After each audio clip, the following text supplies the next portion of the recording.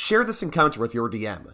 The party stumbles upon an encampment of tabaxi gathered outside a high city wall. As they walk by the tents, the players hear, "Hey, hey, hey, hey." Stopping to investigate, the party will meet the camp's leader, Emily, a tabaxi who affectionately goes by the nickname Boney M. Apparently, she and her fellow tabaxi have been exiled from the city by royal decree because of a sinister rat folk named Ra-Ra Rat. Ra-Ra, according to Boney M, is a powerful cleric who uses trickery, like enchanted food, to play spells on those around him. Most recently, it is Ra-Ra Rat's Poutine that has charmed the queen herself. In fact, the queen loves Ra-Ra Rat's Poutine so much that she has made him a royal advisor, allowing him to pull political strings from the shadows and do things like banish all cats from the realm. Boney M begs the party to restore order to the realm by taking out Ra-Ra Rat. However, such a task will not be easy. Not only is Ra-Ra Rat now protected by the royal guard, but he himself is highly resilient, able to resist everything from poisoning to being charmed. How would your party infiltrate the castle and take down Ra-Ra Rat? Let us know in the comments. Here's an encounter for your next session of D&D. As the party wanders through the plains, they are approached by what looks like a slow-moving mass of muscles. A small voice from the mass identifies himself as Dimitri the Meat Tree, leader of the Swole Patrol, a group of barbarians in a nearby village. It seems as though the barbarians became so focused on growing the biggest muscles they could that they didn't consider their mobility, leaving them woefully unable to swing their weapons with any speed. In the village, the party will meet other barbarians, Big Bob, Large Liz, and Bigger Bob, who all plead for assistance. A gaggle of goblins has been ransacking neighboring areas, and the barbarians are worried they'll target the village next. What would your party do? Figure out a way to de-swole the barbarians? Hang around and take out the goblins? Or peace out? Let us know in the comments.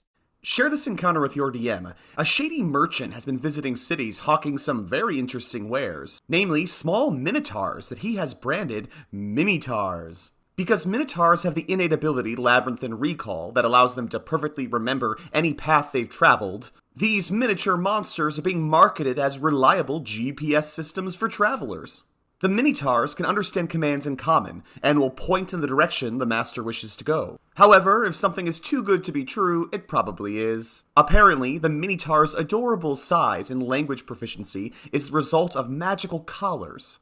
However, over time, these brutes have started to pick at their shackles. Once freed, they immediately return to their full size, exploding from their tiny cages, fueled only by revenge and bloodlust. What will your party do? Destroy the Mini-taurs? Persuade them to seek out the shady merchant and get their vengeance? Or conduct a return operation into the Underdark, possibly even earning the respect of the tribes of Mini-taurs who call that place home? Let us know in the comments. Here's an encounter for your next session of D&D.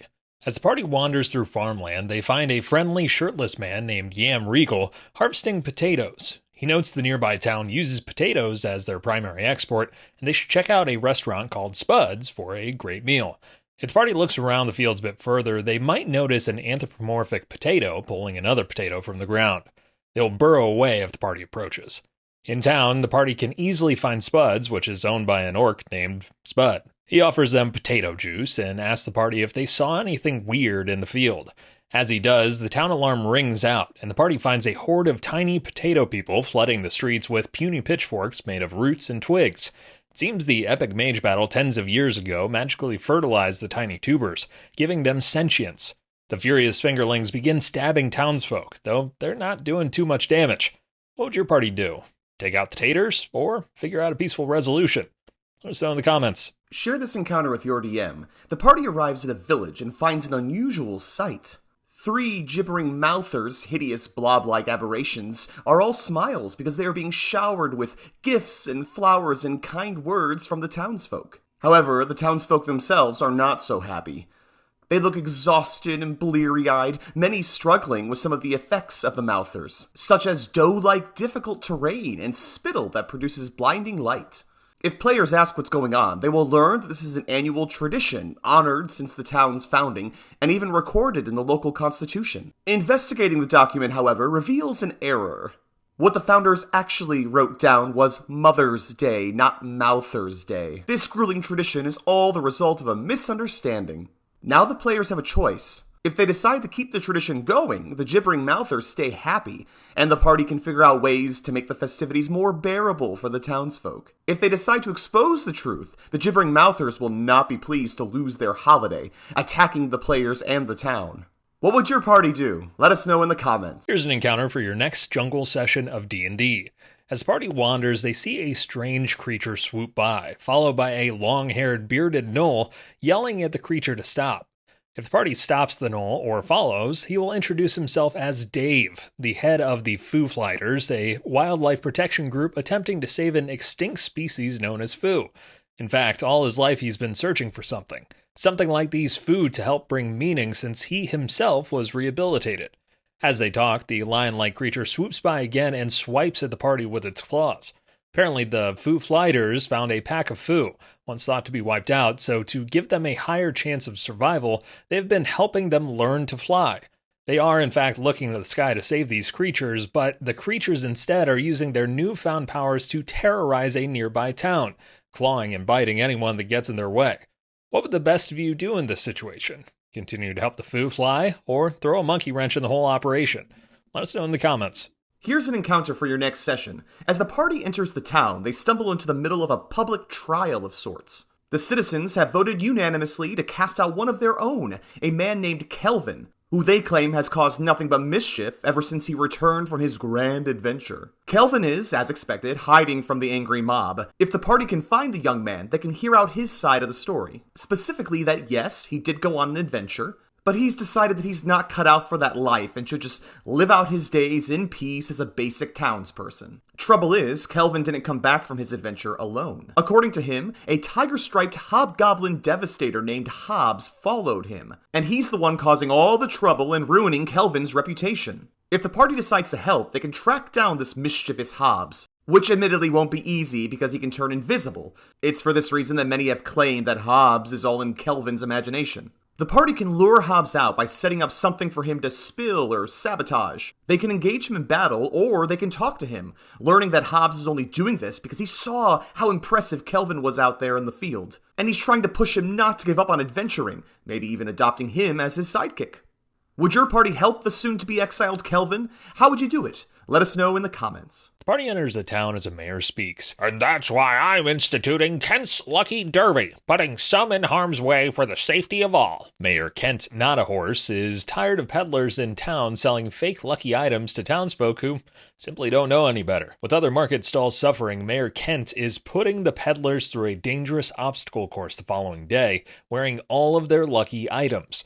Each peddler must do this blindfolded to prove the true luck of their wares. The top peddler to make it through with the lowest time will earn a spot in the town market, and those that don't perish in the obstacles will earn a spot in the derby the following year. As the party hangs out that evening, a young peddler swearing by her items approaches the group begging for their help. Her latest shipment was scooped up by a swarm of Tressum, and she needs their help to retrieve the lucky tchotchkes. If they help the woman, they'll get to keep some of the items, granting them up to 2 luck points per day. What would your party do? What obstacles would you add to Kent's Lucky Derby? Let us know in the comments. Share this encounter with your DM. The industrious drow Alonzo Dusk has emerged from his underdark mines to launch a new mode of transportation. His Cyberbuck is a mechanical stag-shaped mount that is sleek and completely autonomous. The new vehicle has taken the surface world by storm, and anyone with deep enough pockets have sold their horses in favor of these new, sleek vehicles.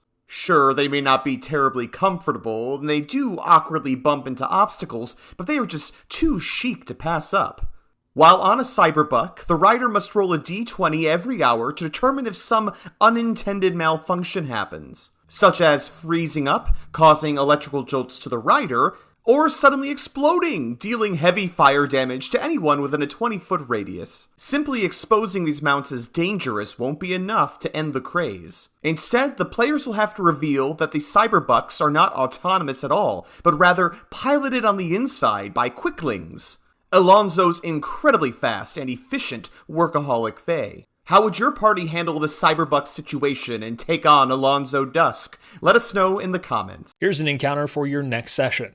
As the party travels, a crow swoops by, dropping off a note that one of the party has been invited to give the commencement address at a local university. News of their heroic deeds has spread, and the university is hoping to motivate their students for post-graduation job placement as adventurers. Arriving at the ceremony, the graduation gowns seem to be a bit strange, inscribed with glowing ancient sigils that, with an arcana or religion check, reveal a magic most closely associated with the abyss. Turns out there was a mix-up with the gown purchase, and the president unknowingly procured robes intended for the cult of Orcus, along with some decorative candles. If the commencement continues, it is likely that the graduates will accidentally open a portal to Oblivion's End, unleashing Orcus and his hordes of undead. Would your party stop the ceremony, or would you let it happen and deal with fallout? Let us know in the comments. Here's something to add to your next session. Portmanteau is a thriving coastal town, named for a rock formation that resembles a giant toe jutting up from the earth. Aside from shipping and trade, the residents of Portmanteau specialize in a unique magical art called Portmanteau, an arcane skill that allows them to merge two existing items together into a singular new item. For example, in exchange for a spear and a sword the party might just be holding onto, the residents can meld these items together into a brand new Spord, a weapon that deals both piercing and slashing damage. Water skin and an old lute? Well, now it's a water lute. An instrument whose sound can travel just as easily underwater and sounds especially beautiful to all aquatic species. You can even make simpler things with clever wordplay. A broom and a chain, for example, could magically become a brain. Perfect for those last-minute Mind Flayer offerings. The possibilities are endless, and allows parties to find renewed use for those long-forgotten items sitting in their inventories. What are some portmanteau items that come to your mind? Give us your best or most absurd ideas in the comments below. Share this encounter with your DM. Sadie Heron and Ara Kokra approaches the party looking embarrassed. According to her, a trio of nasty gargoyles have taken up residence in an old abandoned church tower in the center of town. These gargoyles are strange though. Rather than using their claw and bite attacks, they have developed psychic powers, allowing them to read the minds of passersby and hurl insults down at them. Their vantage point also enables them to observe everything in the city, so they can spread crude rumors of what they see, sowing division among the townsfolk. If the party decides to help Sadie, they can ascend the tower to put an end to the psychic harassment. The gargoyles will engage the party in battle immediately, but they also seem to be protecting something in the room, a mirror covered in a fabric. If a player whisks away the covering from the mirror, they'll be attacked by a fetch, a monster from the abyss that can assume the appearance of its target and take its place in the material plane. In fact, this has been the plan all along. The gargoyles were just trying to make fetch happen by luring someone upstairs so their master could be freed. How would your party handle this situation? Let us know in the comments.